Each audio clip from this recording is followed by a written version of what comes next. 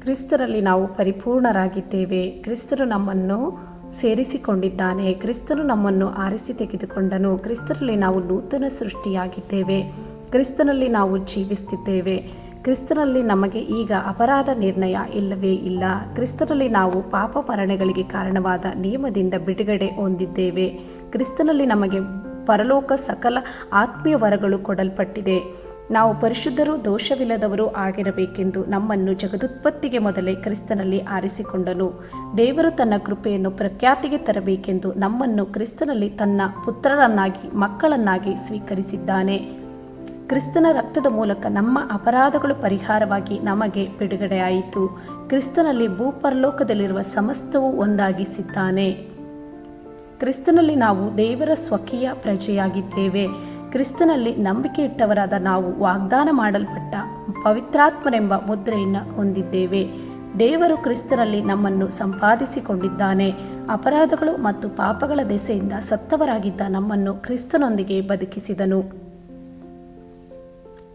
ಯೇಸು ಕ್ರಿಸ್ತನ ಕೃಪೆಯಿಂದಲೇ ನಾವು ರಕ್ಷಣೆ ಹೊಂದಿದವರಾಗಿದ್ದೇವೆ. ದೇವರು ಕ್ರಿಸ್ತೇಸುವಿನಲ್ಲಿ ನಮ್ಮನ್ನು ಬದುಕಿಸಿದ್ದಲ್ಲದೆ ಆತನೊಂದಿಗೆ ಎಬ್ಬಿಸಿ ಪರಲೋಕದಲ್ಲಿ ಆತನೊಂದಿಗೆ ಕೂಡಿಸಿದ್ದಾನೆ. ನಾವು ಆತನ ನಿರ್ಮಾಣ ಸತ್ಕಾರ್ಯಗಳನ್ನು ಮಾಡುವುದಕ್ಕೋಸ್ಕರವೇ ಕ್ರಿಸ್ತೇಸುವಿನಲ್ಲಿ ಸೃಷ್ಟಿಸಲ್ಪಟ್ಟಿದ್ದೇವೆ. ನಾವು ಈಗ ಯೇಸುವನ್ನು ಸೇರಿದವರಾಗಿದ್ದು ಆತನ ರಕ್ತದ ಮೂಲಕ ದೇವರಿಗೆ ಸಮೀಪಸ್ಥರಾಗಿದ್ದೇವೆ. ಯೇಸು ಕ್ರಿಸ್ತನ ಮೂಲಕ ನಮ್ಮನ್ನು ದೇವರಿಗೆ ಅಗಲಿಸಿದ್ದ ಅಡ್ಡಗೋಡೆಯು ಕೆಡವಲ್ಪಟ್ಟಿದೆ. ದ್ವೇಷವನ್ನು ತನ್ನ ಶಿಲುಬೆಯ ಮೇಲೆ ಕೊಂದು ನಮ್ಮನ್ನು ಒಂದೇ ದೇಹದಂತಾಗ ಮಾಡಿ ದೇವರೊಂದಿಗೆ ಸಮಾಧಾನಪಡಿಸಿದ್ದಾನೆ. ಆದುದರಿಂದ ನಾವು ಯಾರನ್ನೂ ದ್ವೇಷಿಸುವವರಲ್ಲ, ಎಲ್ಲರನ್ನೂ ಆತನ ಸಮಾಧಾನಕ್ಕೆ ನಡೆಸುವವರು. ಕ್ರಿಸ್ತನ ಮೂಲಕ ನಾವು ಒಂದೇ ಆತ್ಮವನ್ನು ಹೊಂದಿ ತಂದೆಯ ಬಳಿಗೆ ಪ್ರವೇಶಿಸುವುದಕ್ಕೆ ಮಾರ್ಗವಾಯಿತು. ನಾವು ಇನ್ನು ಮೇಲೆ ಪರದೇಶದವರು ಅನ್ಯರೂ ಆಗಿರದೆ ಕ್ರಿಸ್ತನ ಮೂಲಕ ದೇವರಿಗೆ ಒಂದೇ ಸಂಸ್ಥಾನದವರು, ದೇವರ ಮನೆಯವರೂ ಆಗಿದ್ದೇವೆ. ಕ್ರಿಸ್ತನಲ್ಲಿ ಅಪೊಸ್ತಲರು ಪ್ರವಾದಿಗಳು ಎಂಬ ಅಸ್ಥಿವಾರದ ಮೇಲೆ ನಾವು ಮಂದಿರದೋಪಾದಿಯಲ್ಲಿ ಕಟ್ಟಲ್ಪಡುತ್ತಿದ್ದೇವೆ. ಕ್ರಿಸ್ತನಲ್ಲಿ ನಾವು ಸಹ ಪವಿತ್ರಾತ್ಮನ ಮೂಲಕವಾಗಿ ದೇವರಿಗೆ ನಿವಾಸ ಸ್ಥಾನವಾಗುವುದಕ್ಕೆ ಕಟ್ಟಲ್ಪಡುತ್ತಿದ್ದೇವೆ. ಅನ್ಯಜನರಾದ ನಾವು ಸುವಾರ್ತೆಯ ಮೂಲಕ ಕ್ರಿಸ್ತೇಸುವಿನಲ್ಲಿರುವವರಾಗಿ ಯಹೂದ್ಯರಿಗೆ ಬಾಧ್ಯರು, ಒಂದೇ ದೇಹದೊಳಗಣ ಅಂಗಗಳು, ಅಬ್ರಹಾಮನಿಗುಂಟಾದ ವಾಗ್ದಾನಗಳಲ್ಲಿ ಪಾಲುಗಾರರು ಆಗಿದ್ದೇವೆ. ಕ್ರಿಸ್ತನಲ್ಲಿ ನಾವೆಲ್ಲರೂ ಒಂದೇ ದೇಹಕ್ಕೆ ಸೇರಿದವರು, ಒಬ್ಬನೇ ಆತ್ಮವನ್ನು ಹೊಂದಿದವರು, ಒಂದೇ ಪದವಿಯನ್ನು ನಿರೀಕ್ಷಿಸುವುದಕ್ಕೆ ಕರೆಯಲ್ಪಟ್ಟವರು ಆಗಿದ್ದೇವೆ. ಕ್ರಿಸ್ತನಲ್ಲಿ ನಮಗೆ ಕೃಪಾವರಗಳು ಅನುಗ್ರಹಿಸಲ್ಪಟ್ಟಿದೆ. ಕ್ರಿಸ್ತನ ಮೂಲಕ ನಾವು ಅಂತರ್ಯದಲ್ಲಿ ಹೊಸಬರಾಗಿ ನೂತನ ಸ್ವಭಾವವನ್ನು ಧರಿಸಿಕೊಂಡಿದ್ದೇವೆ.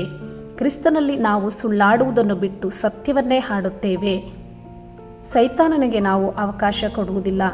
ದೇವರು ನಮ್ಮನ್ನು ಅಪರಾಧಗಳ ಕ್ಷಮಿಸಿದ್ದಾನೆ. ದೇವರು ನಮ್ಮನ್ನು ಅಂಧಕಾರದ ದೊರೆತನದಿಂದ ಬಿಡಿಸಿ ತನ್ನ ಪ್ರಿಯ ಕುಮಾರನ ರಾಜ್ಯದೊಳಗೆ ಸೇರಿಸಿದನು. ಆ ಕುಮಾರನಲ್ಲಿ ನಮ್ಮ ಪಾಪಗಳು ಪರಿಹಾರವಾಗಿ ನಮಗೆ ಬಿಡುಗಡೆಯಾಯಿತು. ಕ್ರಿಸ್ತನು ನಮ್ಮಲ್ಲಿದ್ದು ಪ್ರಭಾವದ ನಿರೀಕ್ಷೆಗೆ ಆಧಾರಭೂತನಾಗಿದ್ದಾನೆ. ನಾವು ಕ್ರಿಸ್ತನಲ್ಲಿ ಸಕಲರಿಗೂ ಬುದ್ಧಿ ಹೇಳುತ್ತಾ ಸರ್ವರಿಗೂ ಪೂರ್ಣ ಜ್ಞಾನವನ್ನು ಉಪದೇಶಿಸುತ್ತಾ ದೇವರ ಮುಂದೆ ಎಲ್ಲರನ್ನೂ ಪ್ರವೀಣರನ್ನಾಗಿ ನಿಲ್ಲಿಸುವುದಕ್ಕೆ ಪ್ರಯತ್ನಿಸುತ್ತಿದ್ದೇವೆ. ಕ್ರಿಸ್ತನೆನ್ನುವ ಶಿರಸ್ಸಿನಿಂದಲೇ ದೇಹವೆಲ್ಲ ಕೀಲು ನರಗಳ ಮೂಲಕ ಬೇಕಾದ ಸಹಾಯವನ್ನು ಹೊಂದಿ ಒಂದಾಗಿ ಕೂಡಿಸಲ್ಪಟ್ಟು ದೇವರು ಕೊಡುವ ವೃದ್ಧಿಯಿಂದ ಅಭಿವೃದ್ಧಿ ಹೊಂದುತ್ತೇವೆ. ಕ್ರಿಸ್ತನ ಮನಸ್ಸು ನಮಗೆ ಕೊಡಲ್ಪಟ್ಟಿದೆ. ಕ್ರಿಸ್ತ ಯೇಸುವಿನಲ್ಲಿ ಎಲ್ಲ ಗ್ರಹಿಕೆಯನ್ನು ಮೀರುವ ದೇವರ ಶಾಂತಿಯು ನಮ್ಮ ಹೃದಯಗಳನ್ನು ಯೋಚನೆಗಳನ್ನು ಕಾಯುತ್ತದೆ.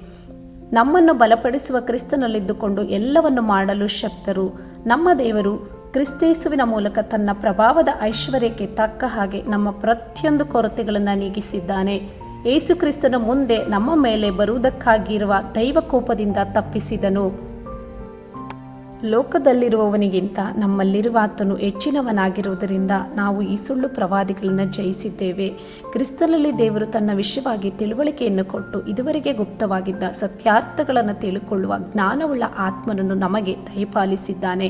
ಆತನು ನಮ್ಮ ಮನೋನೇತ್ರಗಳನ್ನು ಬೆಳಗಿಸಿ ಆತನಿಂದ ಕರೆಸಿಕೊಂಡವರು, ಅಂದರೆ ನಾವು ನಿರೀಕ್ಷಿಸುವ ಪದವಿ ಎಂಥದ್ದೆಂಬುದನ್ನು, ದೇವರ ಜನರೆಂಬ ಆತನ ಸ್ವಾಸ್ಥ್ಯದ ಮಹಿಮಾತಿಶಯವು ಎಂಥದ್ದೆಂಬುದನ್ನು ನಂಬುವರಾದ ನಮ್ಮಲ್ಲಿ ಆತನು ಸಾಧಿಸುವ ಪರಾಕ್ರಮ ಎಷ್ಟು ಅತಿಶಯವಾದುದೆಂದು ತಿಳಿಸಿದ್ದಾನೆ. ಯೇಸು ಕ್ರಿಸ್ತನಲ್ಲಿ ನಂಬಿಕೆ ಇಟ್ಟವರಾದ ನಮ್ಮ ಮೂಲಕ ಈ ಸೂಚಕ ಕಾರ್ಯಗಳು ಉಂಟಾಗ್ತವೆ. ಆತನ ಹೆಸರನ್ನು ಹೇಳಿ ದೆವ್ವಗಳನ್ನು ಬಿಡಿಸ್ತೇವೆ, ಹೊಸ ಭಾಷೆಗಳಿಂದ ಮಾತನಾಡುತ್ತೇವೆ, ಹಾವುಗಳನ್ನು ಎತ್ತುತ್ತೇವೆ.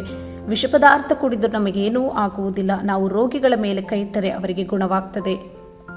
ಕ್ರಿಸ್ತನಲ್ಲಿ ನಾವು ಭೂಮಿಗೆ ಉಪ್ಪಾಗಿದ್ದೇವೆ, ಲೋಕಕ್ಕೆ ಬೆಳಕಾಗಿದ್ದೇವೆ.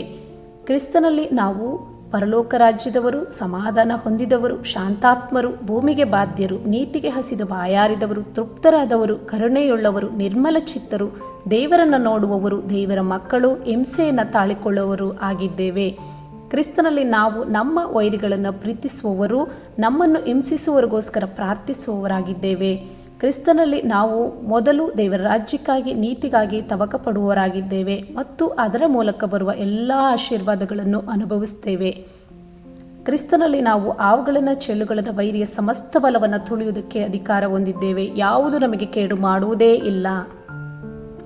ದೇವರು ನಮ್ಮನ್ನು ತನ್ನ ಸ್ವರೂಪದಲ್ಲಿ ಉಂಟು ಮಾಡಿದನು. ಕ್ರಿಸ್ತನಲ್ಲಿ ನಾವು ಇನ್ನು ದಾಸರಲ್ಲ, ಮಕ್ಕಳಾಗಿದ್ದೇವೆ. ಯೇಸು ಕ್ರಿಸ್ತನಲ್ಲಿ ನಂಬಿಕೆ ಇಟ್ಟವರಾದ ನಾವು ದೇವರ ಮಕ್ಕಳಾಗುವ ಅಧಿಕಾರವನ್ನು ಹೊಂದಿದ್ದೇವೆ. ಯೇಸು ಕ್ರಿಸ್ತುವಿನಲ್ಲಿ ನಾವು ಕ್ಷಮಿಸಲ್ಪಟ್ಟಿದ್ದೇವೆ. ಕ್ರಿಸ್ತನಲ್ಲಿ ನಾವು ಪಾಪದ ಪಾಲಿಗೆ ಸತ್ತವರು, ದೇವರಿಗಾಗಿ ಜೀವಿಸುವವರೂ ಆಗಿದ್ದೇವೆ. ನಮ್ಮ ಪೂರ್ವ ಸ್ವಭಾವವು ಕ್ರಿಸ್ತನ ಕೂಡ ಶಿಲುಬೆಗೆ ಹಾಕಲ್ಪಟ್ಟಿದೆ. ದೇವರ ಕೃಪೆಯು ನಮ್ಮ ಕರ್ತನಾದ ಯೇಸು ಕ್ರಿಸ್ತನ ಮೂಲಕ ನೀತಿಯನ್ನು ಕೊಟ್ಟು ನಿತ್ಯ ಜೀವವನ್ನುಂಟು ಮಾಡುತ್ತದೆ. ಆತ್ಮ ಪ್ರೇರಿತವಾದ ಹೊಸ ರೀತಿಯಲ್ಲಿ ನಾವು ದೇವರನ್ನು ಸೇವಿಸುವವರಾಗಿದ್ದೇವೆ. ಯೇಸುವನ್ನು ಸತ್ತವರೊಳಗಿಂದ ಜೀವಿತನಾಗಿ ಎಬ್ಬಿಸಿದಾತನ ಆತ್ಮನು ನಮ್ಮಲ್ಲಿ ವಾಸವಾಗಿದ್ದು, ಕ್ರಿಸ್ತ ಯೇಸುವನ್ನು ಸತ್ತವರೊಳಗಿಂದ ಎಬ್ಬಿಸಿದಾತನು ನಮ್ಮಲ್ಲಿ ವಾಸವಾಗಿರುವ ತನ್ನ ಆತ್ಮನ ಮೂಲಕ ನಮ್ಮ ಮರ್ತ್ಯ ದೇಹಗಳನ್ನು ಸಹ ಬದುಕಿಸುವವನಾಗಿದ್ದಾನೆ. ನಾವು ಪವಿತ್ರಾತ್ಮನ ಮೂಲಕ ದೇಹದ ದುರಭ್ಯಾಸಗಳನ್ನು ನಾಶ ಮಾಡುವವರಾಗಿದ್ದೇವೆ. ನಾವು ದೇವರ ಆತ್ಮನಿಂದ ನಡೆಸಿಕೊಳ್ಳುತ್ತೇವೆ, ಆದ್ದರಿಂದ ದೇವರ ಮಕ್ಕಳಾಗಿದ್ದೇವೆ. ನಾವು ದಾಸನ ಭಾವವನ್ನು ಅಲ್ಲ, ಅಪ್ಪ ತಂದೆ ಎಂದು ಕರೆಯುವಂಥ ಮಗನ ಭಾವವನ್ನು ಹೊಂದಿದವರಾಗಿದ್ದೇವೆ. ನಾವು ದೇವರ ಮಕ್ಕಳಾಗಿದ್ದೇವೆಂದು ಪವಿತ್ರಾತ್ಮನು ನಮ್ಮ ಆತ್ಮದ ಮೂಲಕವಾಗಿ ಸಾಕ್ಷಿ ಕೊಡುತ್ತಾನೆ.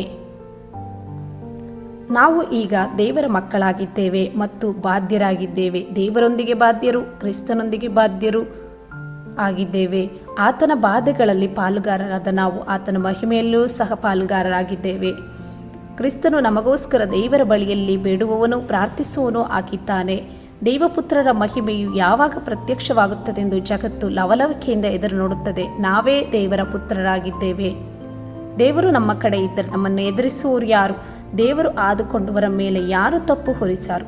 ದೇವರು ನಮ್ಮನ್ನು ನೀತಿವಂತರೆಂದು ನಿರ್ಣಯಿಸುವವನಾಗಿದ್ದಾನೆ, ಅಪರಾಧಿಗಳೆಂದು ನಿರ್ಣಯಿಸುವವರು ಯಾರು? ನೀತಿವಂತನಿಗೆ ಸಂಭವಿಸುವ ಕಷ್ಟಗಳು ಅನೇಕವಿದ್ದರೂ ದೇವರು ಅವೆಲ್ಲವುಗಳಿಂದ ಅವನನ್ನು ಬಿಡಿಸುತ್ತಾನೆ. ನೀತಿವಂತನಿಗೆ ಕೆಟ್ಟ ಸುದ್ದಿಯ ಭಯ ಇರುವುದೇ ಇಲ್ಲ. ನೀತಿವಂತನ ಮನೆಯಲ್ಲಿ ಧನೈಶ್ವರ್ಯಗಳು ಇದ್ದೇ ಇರುತ್ತದೆ. ನೀತಿವಂತನನ್ನು ದ್ವೇಷಿಸುವವರು ಅಪರಾಧಿಗಳೆಂದು ಎಣಿಸಲ್ಪಡುವವರು. ನೀತಿವಂತನು ಖರ್ಜೂರದ ಮರದ ಹಾಗೆ ಬೆಳೆಯುತ್ತಾನೆ, ಲೆಬನೋನಿನ ದೇವದಾರ ವೃಕ್ಷದ ಹಾಗೆ ವೃದ್ಧಿಯಾಗುತ್ತಾನೆ. ದೇವರ ಆಲಯದಲ್ಲಿ ಸಸಿಗಳಾಗಿ ನೆಡಲ್ಪಟ್ಟಿರುತ್ತಾನೆ, ಅಂಗಳದಲ್ಲಿ ಚೆನ್ನಾಗಿ ಬೆಳೆಯುತ್ತಾನೆ. ನೀತಿವಂತರು ದೇವರನ್ನು ಪ್ರೀತಿಸುವವರಾಗಿದ್ದಾರೆ. ನೀತಿವಂತರು ದೇಶವನ್ನು ಅನುಭವಿಸುವವರಾಗಿ ಅದರಲ್ಲಿ ಶಾಶ್ವತವಾಗಿ ವಾಸಿಸುವರು. ನೀತಿವಂತನ ಬಾಯಿಯು ಸುಜ್ಞಾನವನ್ನು ನುಡಿಯುತ್ತದೆ, ಅವನ ನಾಲಿಗೆ ನ್ಯಾಯವನ್ನೇ ಹೇಳುತ್ತದೆ.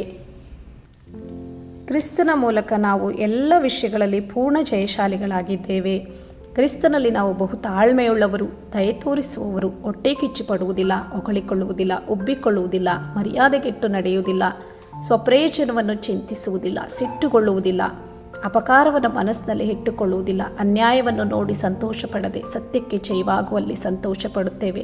ಎಲ್ಲವನ್ನು ಅಡಗಿಸಿಕೊಳ್ಳುತ್ತೇವೆ, ಎಲ್ಲವನ್ನು ನಂಬುತ್ತೇವೆ, ಎಲ್ಲವನ್ನು ನಿರೀಕ್ಷಿಸ್ತೇವೆ, ಎಲ್ಲವನ್ನು ಸಹಿಸಿಕೊಳ್ಳುತ್ತೇವೆ. ನಮ್ಮಲ್ಲಿರುವ ದೇವರ ಪ್ರೀತಿಯು ಎಂದಿಗೂ ಬಿದ್ದು ಹೋಗುವುದೇ ಇಲ್ಲ.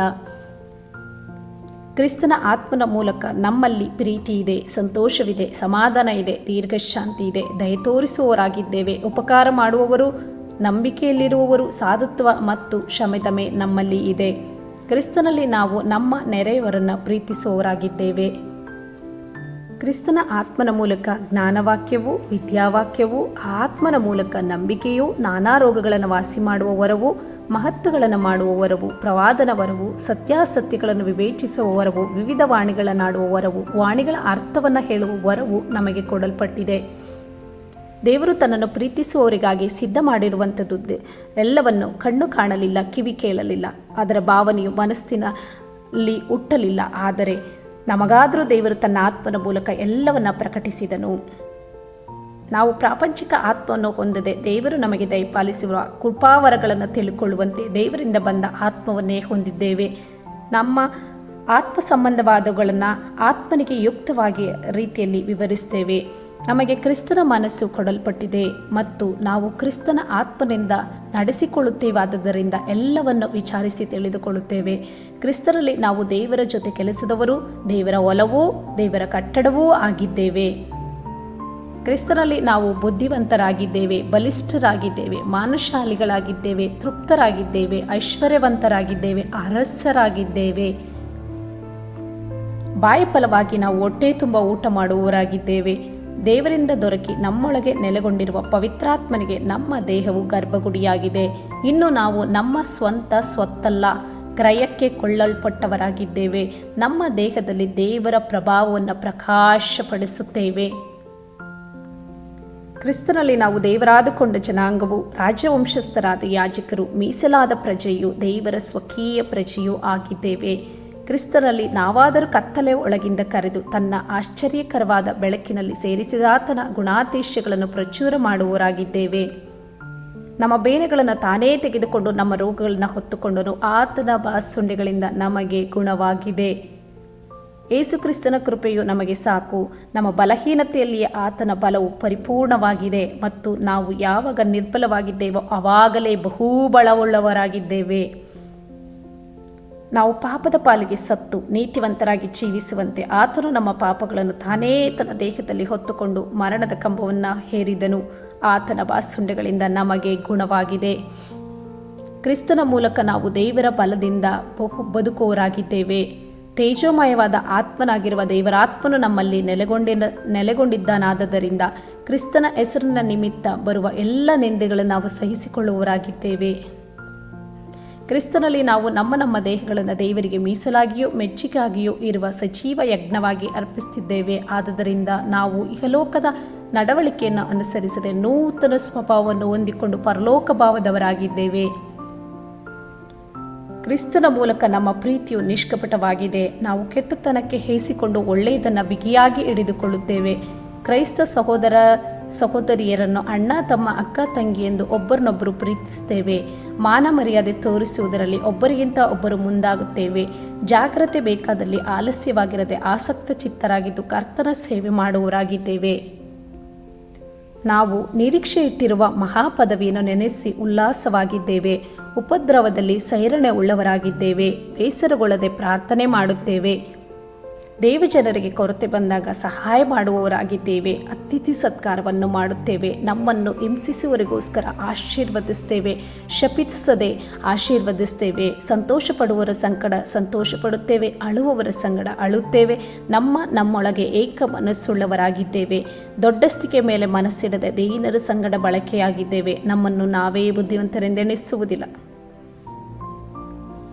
ಕ್ರಿಸ್ತನಲ್ಲಿ ನಾವು ಯಾರಿಗೂ ಅಪಕಾರ ಮಾಡುವವರಲ್ಲ, ಎಲ್ಲರ ಸಂಗಡ ಸಮಾಧಾನದಿಂದ ಇರುತ್ತೇವೆ. ನಾವು ಮುಯ್ಯಿಗೆ ಮುಯ್ಯಿ ತೀರಿಸದೆ ಶಿಕ್ಷಿಸುವುದನ್ನು ದೇವರಿಗೆ ಬಿಟ್ಟಿದ್ದೇವೆ. ನಮ್ಮನ್ನು ದ್ವೇಷಿಸುವವರು ಹಸಿದಿದ್ದರೆ ಅವರಿಗೆ ಊಟ ಕೊಡುತ್ತೇವೆ, ಬಾಯಾರಿದರೆ ನೀರು ಕೊಡುತ್ತೇವೆ. ಕೆಟ್ಟತನಕ್ಕೆ ಸೋತು ಹೋಗದೆ ಒಳ್ಳೆಯತನದಿಂದ ಕೆಟ್ಟತನವನ್ನು ಸೋಲಿಸುವವರಾಗಿದ್ದೇವೆ.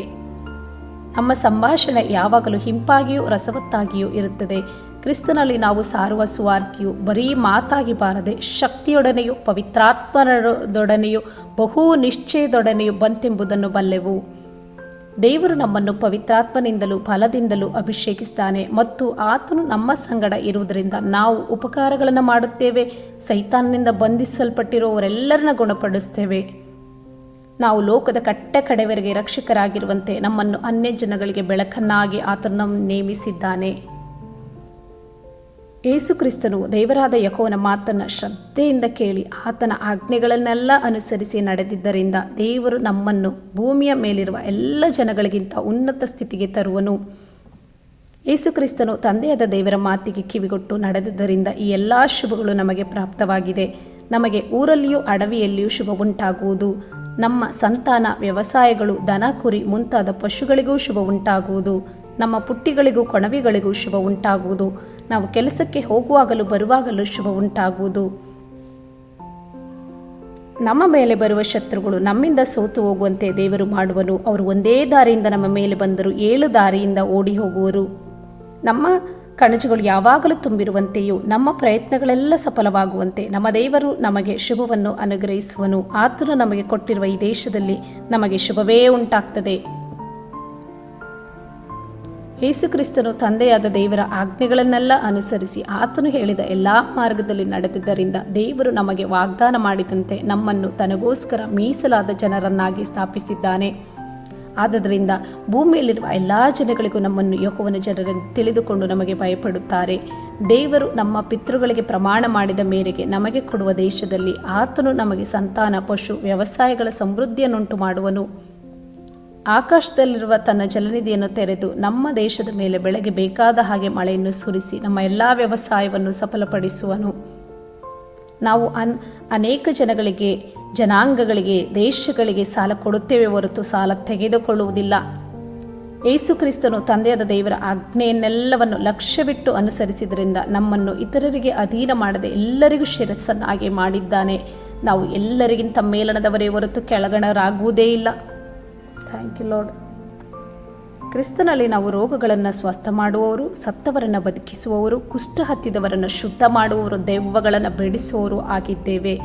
ಪರಲೋಕದಲ್ಲಿಯೂ ಭೂಲೋಕದಲ್ಲಿ ಎಲ್ಲ ಅಧಿಕಾರ ಕ್ರಿಸ್ತನಿಗೆ ಕೊಡಲ್ಪಟ್ಟಿದೆ. ಆದ್ದರಿಂದ ನಾವು ಹೊರಟು ಹೋಗಿ ಎಲ್ಲ ದೇಶಗಳ ಜನರನ್ನು ಕ್ರಿಸ್ತನ ಶಿಷ್ಯರನ್ನಾಗಿ ಮಾಡುತ್ತೇವೆ ಮತ್ತು ಅವರಿಗೆ ತಂದೆ, ಮಗನ, ಪವಿತ್ರಾತ್ಮನ ಹೆಸರಿನಲ್ಲಿ ದೀಕ್ಷಾಸ್ನಾನ ಮಾಡಿಸ್ತೇವೆ.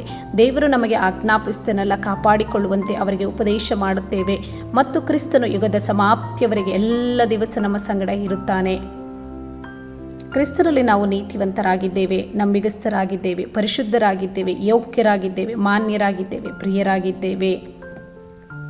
ನಾವು ಕ್ರಿಸ್ತನ ಮೊದಲಿಗಿತ್ತಿಯಾಗಿದ್ದೇವೆ ಮತ್ತು ಕ್ರಿಸ್ತನೆನ್ನುವ ಒಬ್ಬನೇ ಪುರುಷನಿಗೆ ನಾವು ಶುದ್ಧ ಕನ್ಯೆಯಂತೆ ಒಪ್ಪಿಸಬೇಕೆಂದು ನಮ್ಮನ್ನು ಆತನಿಗೆ ನಿಶ್ಚಯವಾಗಿದೆ.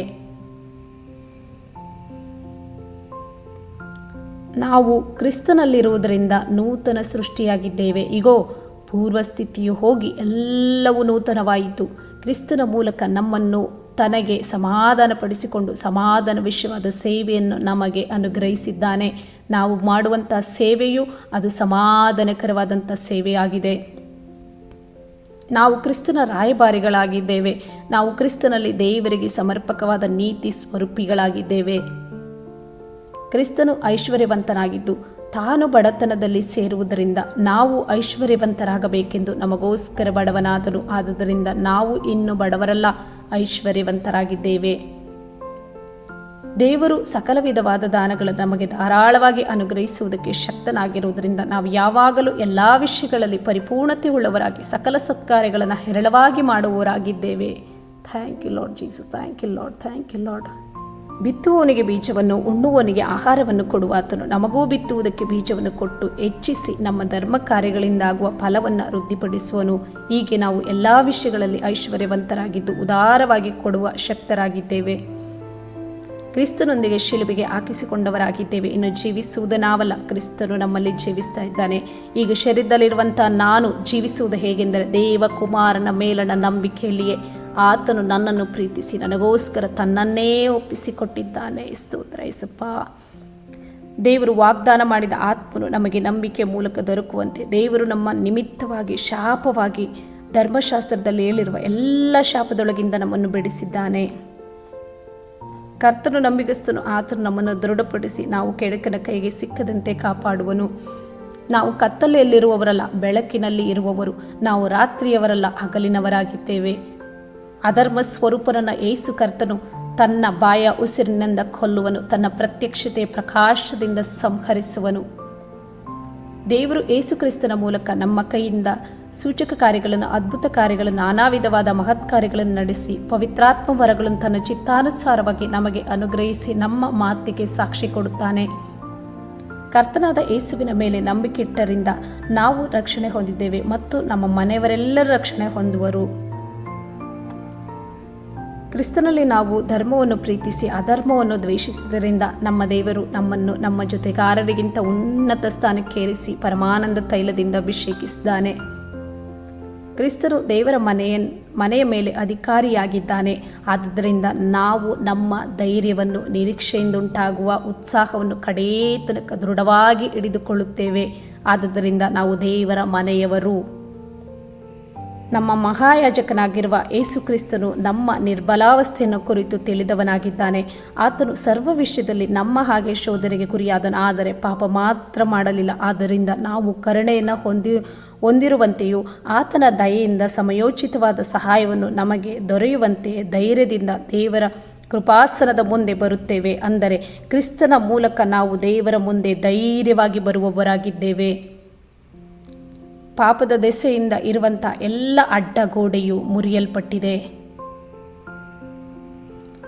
ನಾವಂತೂ ದೇವರಿಂದ ಹುಟ್ಟಿದವರಾಗಿದ್ದೇವೆ ಮತ್ತು ಲೋಕದಲ್ಲಿರುವ ಆತನಿಗಿಂತ ನನ್ನಲ್ಲಿರುವ ಆತನು ಹೆಚ್ಚಿನವನಾಗಿರುವುದರಿಂದ ಸುಳ್ಳು ಪ್ರವಾದಿಯನ್ನು ಜಯಿಸಿದ್ದೇವೆ. ನಮ್ಮನ್ನು ಪ್ರೀತಿಸಿದ ಯೇಸು ಕ್ರಿಸ್ತನ ಮೂಲಕವಾಗಿ ನಾವು ಎಲ್ಲ ವಿಷಯಗಳಲ್ಲಿ ಜಯಶಾಲಿಗಳಾಗುವಂತೆ ಪೂರ್ಣ ಜಯಶಾಲಿಗಳಾಗಿದ್ದೇವೆ. ನಾವು ದೇವರ ಆಲಯವಾಗಿದ್ದೇವೆಂದು, ದೇವರ ಆತ್ಮನು ನಮ್ಮಲ್ಲಿ ವಾಸ ಮಾಡುತ್ತಾನೆಂದು ನಮಗೆ ಗೊತ್ತಾಗಿದೆ. ಯಾವನಾದರೂ ಈ ಆಲಯವನ್ನು, ನಮ್ಮ ಶರೀರವನ್ನು ಕೆಡಿಸುವುದಾದರೆ ಅವರನ್ನು ದೇವರು ಕೆಡಿಸುವವನಾಗಿದ್ದಾನೆ. ಯಾಕಂದರೆ ಈ ಆಲಯವು ಪವಿತ್ರವಾದದ್ದು, ಆ ಆಲಯದಲ್ಲಿ ದೇವರು ನಿವಾಸ ಮಾಡುವವನಾಗಿದ್ದಾನೆ. ನಾವು ಪವಿತ್ರಾತ್ಮನಿಗೆ ಅಧೀನರಾಗಿದ್ದೇವೆ. ನಮ್ಮ ನಾಲಿಗೆಯಲ್ಲಿ ತಂದೆ ನಿನ್ನ ಮಾತುಗಳನ್ನಿಟ್ಟಿದ್ದಿ, ಆ ಮಾತುಗಳನ್ನು ಬೆಂಕಿಯನ್ನಾಗಿ ಮಾರ್ಪಡಿಸ್ತೀಯ. ಮಾತನಾಡುವುದು ನಾನಲ್ಲ, ದೇವರ ಆತ್ಮನೇ ನಮ್ಮ ಮೂಲಕವಾಗಿ ಮಾತನಾಡುವನಾಗಿದ್ದಾನೆ. ದೇವರಾತ್ಮನು ನಮ್ಮ ಮೂಲಕವಾಗಿ ಮಾತನಾಡುವುದರಿಂದ ನನ್ನ ಬಾಯ ಮಾತುಗಳು ಬಿದ್ದು ಹೋಗುವುದೇ ಇಲ್ಲ. ನಮ್ಮ ಬಾಯಿಂದ ಹೊರಟ ಮಾತು ನಮ್ಮ ಇಷ್ಟಾರ್ಥವನ್ನು ನೆರವೇರಿಸಿ ನಾವು ಉದ್ದೇಶಿಸಿದ್ದನ್ನು ಕೈಗೂಡಿಸಿದ ಹೊರತು ನಮ್ಮ ಕಡೆಗೆ ವ್ಯರ್ಥವಾಗಿ ಹಿಂದಿರುಗುವುದಿಲ್ಲ. ನಮ್ಮ ಬಾಯಿಂದ ಹೊರಟ ಮಾತು ಬೆಂಕಿ ಜ್ವಾಲೆಯಾಗಿ ಹೊರಟು ಸಿಕ್ಕಿದ್ದನ್ನೆಲ್ಲವನ್ನು ದಹಿಸಿ ಕೆಂಡವಾಗಿ ಮಾರ್ಪಡಿಸುತ್ತದೆ. ನಮ್ಮ ಬಾಯಿಂದ ಹೊರಟ ಮಾತನ್ನು ಅನೇಕರು ಕೇಳಿ ದೇವರೇ ಒಡೆಯನು, ಯೇಸುವೇ ಕರ್ತನು, ದೇವರೆಂಬುದಾಗಿ ಹರಕೆ ಮಾಡಿ ಆತನ ಮುಂದೆ ಅಡ್ಡ ಬೀಳುತ್ತಾರೆ. ನಮ್ಮ ನಾಲಿಗೆಯಲ್ಲಿಟ್ಟಿರುವಂಥ ನಿನ್ನ ಮಾತುಗಳನ್ನು, ನಮ್ಮನ್ನು ಆವೇಶಿಸಿರುವಂಥ ನಿನ್ನ ಆತ್ಮನನ್ನು ನಮ್ಮಿಂದಾಗಲಿ, ನಮ್ಮ ಸಂತತಿಯಿಂದಾಗಲಿ, ನಮ್ಮ ಸಂತತಿಯವರ ಸಂತತಿಯಿಂದಾಗಲಿ ತೊಲಗಗೊಳಿಸುವುದೇ ಇಲ್ಲ. ನಮ್ಮ ನಾಲಿಗೆ ಒಳ್ಳೆ ಬರವಣಿಗಸ್ತನ ಲೇಖನಿಯಂತೆ ಸಿದ್ಧವಾಗಿದೆ. ಸಂತೈಸುವ ನಾಲಿಗೆ ಜೀವವೃಕ್ಷ, ಸವಿನುಡಿಯು ಜೇನುಗೂಡು, ಅದು ಆತ್ಮಕ್ಕೆ ಸಿಹಿ, ಎಲುಬಿಗೆ ಕ್ಷೇಮ. ಜೀವನ ಮರಣಗಳು ನಮ್ಮ ನಾಲಿಗೆಯ ವಶ. ವಚನ ಪ್ರಿಯರಾದ ನಾವು ಅದರ ಫಲವನ್ನು ಅನುಭವಿಸ್ತೇವೆ. ಕ್ರಿಸ್ತನು ನಮ್ಮ ನಂಬಿಕೆಯ ಮೂಲಕ ನಮ್ಮ ಹೃದಯಗಳಲ್ಲಿ ವಾಸ ಮಾಡುವ ಹಾಗೆಯೂ ಆತನು ತನ್ನ ಮಹಿಮಾತಿಶಯದ ಪ್ರಕಾರ ನಮಗೆ ಅನುಗ್ರಹಿಸಿದ್ದಾನೆ. ನಾವು ದೇವರ ಪ್ರೀತಿಯಲ್ಲಿ ನೆಲೆಗೊಂಡು ನಿಂತು ಅದರ ಅಗಲ, ಉದ್ದ, ಎತ್ತರ, ಆಳ ಎಷ್ಟೆಂಬುದನ್ನು ದೇವಜನರೆಲ್ಲರೊಂದಿಗೆ ಗ್ರಹಿಸಲು ಜ್ಞಾನಕ್ಕೆ ಮೀರುವ ಕ್ರಿಸ್ತನ ಪ್ರೀತಿಯನ್ನು ತಿಳ್ಕೊಳ್ಳಲು ಪರಿಪೂರ್ಣ ಶಕ್ತರಾಗಿದ್ದು ದೇವರ ಸಂಪೂರ್ಣತೆಯ ಮಟ್ಟಿಗೆ ಪರಿಪೂರ್ಣರಾಗಿದ್ದೇವೆ. ಚಿಯೋನಿನಲ್ಲಿ ಹುಟ್ಟಿರುವ ಯಾವನಾದರೂ ತಾನು ಅಸ್ವಸ್ಥನೆಂದು ಹೇಳುವುದಿಲ್ಲ. ನಾವು ಚಿಯೋನ್ ಪರ್ವತಕ್ಕೂ ಜೀವಸ್ವರೂಪನಾದ ದೇವರ ಪಟ್ಟಣವಾಗಿರುವ ಪರಲೋಕದ ಯೆರೂಸಲೇಮಿಗೂ ಉತ್ಸವ ಸಂಘದಲ್ಲಿ ಕೂಡಿರುವ ಕೋಟ್ಯಾನುಕೋಟಿ ದೇವದೂತರ ಬಳಿಗೂ ಬಂದಿದ್ದೇವೆ. ಪರಲೋಕದಲ್ಲಿ ಹೆಸರು ಬರೆಸಿಕೊಂಡವರಾಗಿರುವ ಚೊಚ್ಚಲ ಮಕ್ಕಳ ಸಭೆಗೂ, ನೆಲ್ಲರಿಗೂ ನ್ಯಾಯಾಧಿಪತಿಯಾಗಿರುವ ದೇವರ ಬಳಿಗೂ, ಸಿದ್ಧಿಗೆ ಬಂದಿರುವ ನೀತಿವಂತರ ಆತ್ಮಗಳ ಬಳಿಗೂ, ಹೊಸ ಒಡಂಬಡಿಕೆ ಮಧ್ಯಸ್ಥನಾಗಿರುವ ಯೇಸುವಿನ ಬಳಿಗೂ, ಏಬೇಲನ ರಕ್ತಕ್ಕಿಂತ ಹಿತಕರವಾಗಿ ಮಾತನಾಡುವ ಪ್ರೋಕ್ಷಣ ರಕ್ತದ ಬಳಿಗೂ ನಾವು ಬಂದವರಾಗಿದ್ದೇವೆ. ಅಬ್ರಹಾಮನಿಗೆ ಉಂಟಾದ ಆಶೀರ್ವಾದವು ಕ್ರಿಸ್ತೇಸುವಿನಲ್ಲಿ ನಮಗೆ ಉಂಟಾಗುವಂತೆ ದೇವರು ವಾಗ್ದಾನ ಮಾಡಿದ ಆತ್ಮನು ನಂಬಿಕೆಯ ಮೂಲಕ ನಮಗೆ ದೊರಕಿದೆ. ತಂದೆ, ಕ್ರಿಸ್ತನಲ್ಲಿ ನಾವೇನಾಗಿದ್ದೇವೆ, ನಮಗೇನೆಲ್ಲ ಕೊಡಲ್ಪಟ್ಟಿದೆ ಎಂದು ತಿಳಿಯಪಡಿಸಿದ್ದಕ್ಕಾಗಿ ನಿನಗೆ ಸ್ತೋತ್ರ ಸ್ವಾಮಿ. ತಂದೆ, ಇದರ ಪ್ರಕಟಣೆಯನ್ನು ನಮಗೆ ತಿಳಿಸು, ಇದರ ಮೂಲಕ ನಮ್ಮನ್ನು ನಡೆಸು ಸ್ವಾಮಿ. ಕ್ರಿಸ್ತನಲ್ಲಿ ನಾವೇನಾಗಿದ್ದೇವೆಂದು ದೃಢವಾಗಿ ನಿಂತು ನಡೆಯುವಂತೆ, ನಿನ್ನ ಮಹಿಮೆಯನ್ನು ಸ್ವೀಕರಿಸಿ ಜೀವಿಸುವಂತೆ ಸಹಾಯ ಮಾಡಪ್ಪ. ನೀನು ಆ ರೀತಿ ಮಾಡುತ್ತೀಯ, ಅದಕ್ಕಾಗಿ ಸ್ತೋತ್ರ. ನಮ್ಮ ಕರ್ತನಾದ ಯೇಸು ಕ್ರಿಸ್ತನ ಕೃಪೆಯು, ದೇವರ ಪ್ರೀತಿಯು, ಪವಿತ್ರಾತ್ಮನ ಅನ್ಯೋನ್ಯತೆಯು ನಮ್ಮೆಲ್ಲರ ಸಂಗಡವಿರಲಿ. ಆಮೇನ್.